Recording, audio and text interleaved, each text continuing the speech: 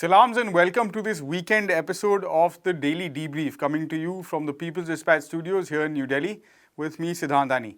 Today on the show, we're looking at why the Competitions Commission of India, the antitrust watchdog in this country, has fined Google. And we look at the sentencing of Steve Bannon, the former campaign manager of US President Donald Trump. India's antitrust watchdog, as I was just saying, the Competitions Commission of India, has ruled that Google used unfair trade practices and, I quote, abused its dominant position, end quote, in multiple categories related to the Android mobile device ecosystem in the country. The CCI imposed a provisional penalty of over 160 million US dollars and has set out a list of things for Google to do and things not to do in terms of its business practices in the country. Technologist Bapa Sinha is back on the show today to help us decipher what this ruling means and what impact it might have on the tech giant. Bapa, good to have you back on Daily Debrief. First, if you could outline for us what are the conclusions that were drawn by the Competitions Commission of India in this case? Right. So the CCI has fined Google about $162 million, which is roughly, let's say, 1,300 crore rupees.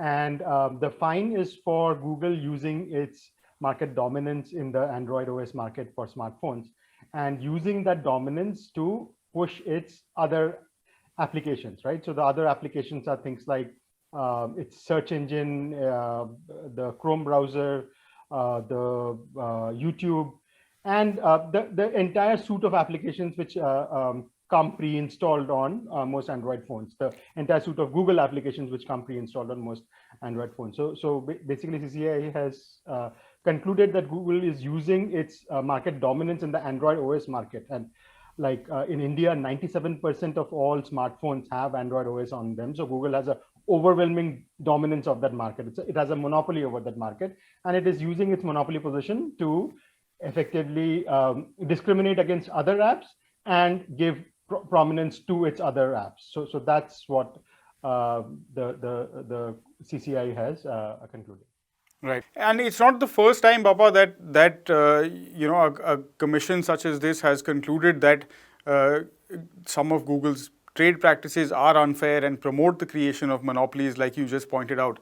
How does this sort of connect with what's been happening earlier in, let's say, Europe, for example, and what is likely to be the future impact as well, if any? So Europe has handed down a much bigger fine to Google, right? So Europe's fine was I think about 4.3 or 4.4 billion dollars, right? So it's like an order of magnitude higher fines. In comparison, the fines by CCI is much smaller, and it's kind of pittance if you compare it to Google's revenues, right? Right. However, the direction of the judgment is along similar lines of what the European agencies have found, the European anti-monopoly agencies have found, right? That Google is using its monopoly position, and that's kind of well known, right? That it has a monopoly position in the smartphone market with its Android OS, and then it uses that to push other Google apps and discriminate against third-party apps, right? So what happens is, like, just to get into, like, to get people to understand. So the smartphone makers are the various phone makers, right? Like you have the Samsungs and the Chinese company Xiaomi and whole suits of companies all over the world who manufacture the smartphones. Yeah. And then they use the Android OS as the operating system for the smartphone. But what Google kind of forces these smartphone makers to do as a condition for them to put the Android OS is that the Google, so-called the Google mobile app suite, right, which is what we discussed, Gmail, YouTube, the search, the whole range of the Google Maps.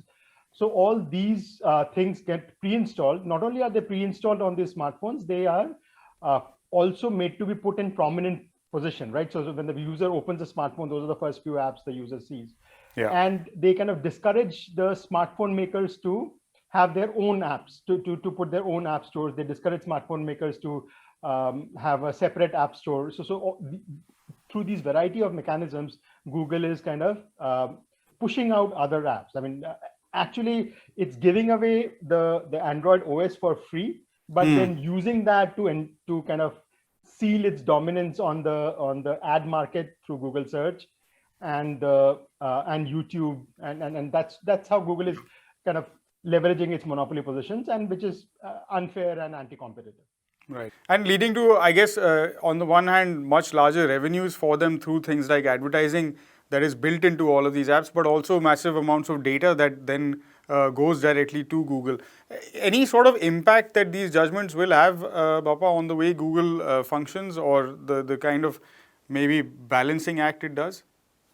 So that remains to be seen, right? I mean, for example, in India, the CCI has not only put a fine, they have also their order tells Google to cease and desist from these practices, right? And Google has to report in some stipulated time, I think a month, on what its plans are going to be, right? To get Right. around these things. Now, whether the regulatory agencies are going to kind of hold Google to that or not, that remains to be seen. Look, Google is a huge company.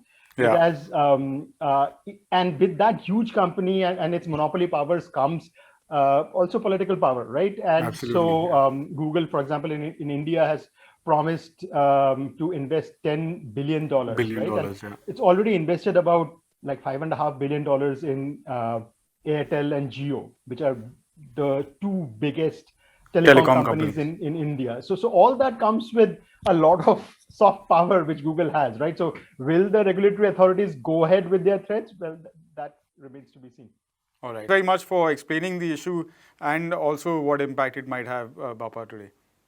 And our second and concluding story on this episode is the sentencing of Steve Bannon, a former Hollywood producer and one of the founders of alt-right propaganda machine, Breitbart News, who went on to serve as the boss of Donald Trump's presidential campaign and has been sentenced on 2 counts of contempt relating to the US House of Representatives investigation into the events leading up to the riot and storming of the US Capitol building in Washington, D.C. by Trump's supporters on the 6th of January 2021. Anish is back on the show with details on this story. Anish, another day, another story out of the United States, and one that goes back to the Donald Trump time, of course, like we were talking about. But Steve Bannon, for those of us who haven't followed or don't follow US politics that intimately or closely, tell us a bit about him. What kind of character is he? What has his history been? And what led him up to sort of this sentencing yesterday?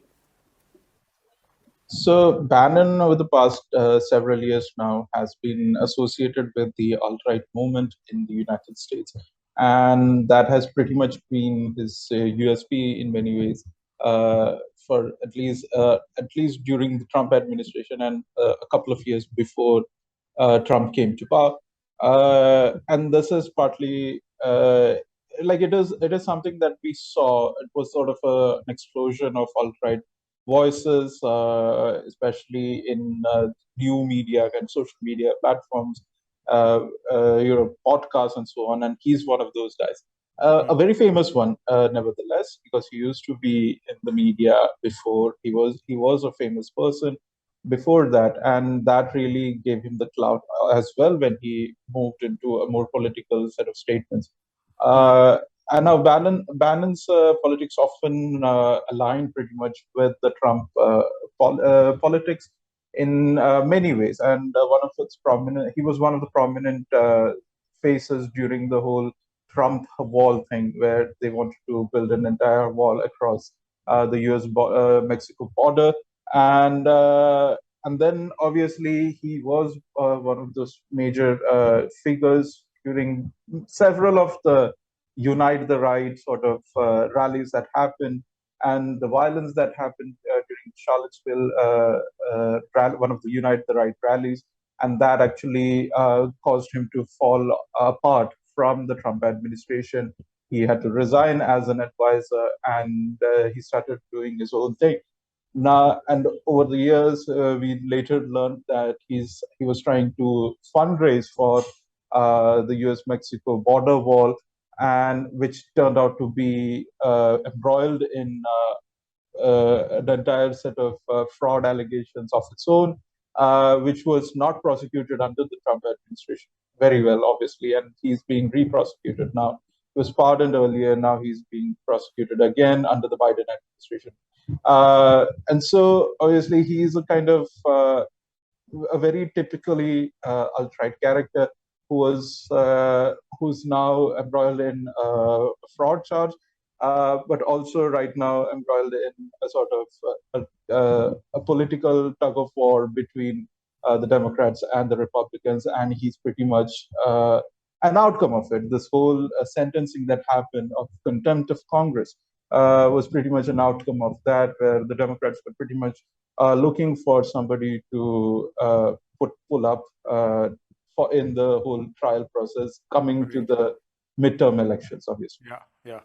Which brings us to the next part. In 2017, Bannon was sort of forced to be put in that position to resign from his official roles in the Trump administration. There are several others who continued to be officials while the January 6, 2021 event happened. And none of those have been sort of charged and convicted by or via this select committee. So where are the findings heading? What is the status of the overall investigation? The findings are still, we are not very clear how far they have come to in actually finding out how this entire thing transpired.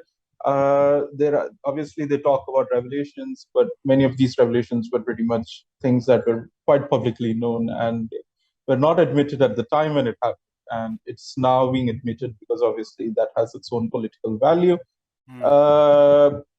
In the case of, at least as you pointed out, there are a couple of other people who were active members of the Trump administration who were not charged, even though they did not respond to the summons or what they call as the subpoena of the US Congress for these investigations. So Bannon being not such a person with heft that can actually bring in votes or a political clout of himself.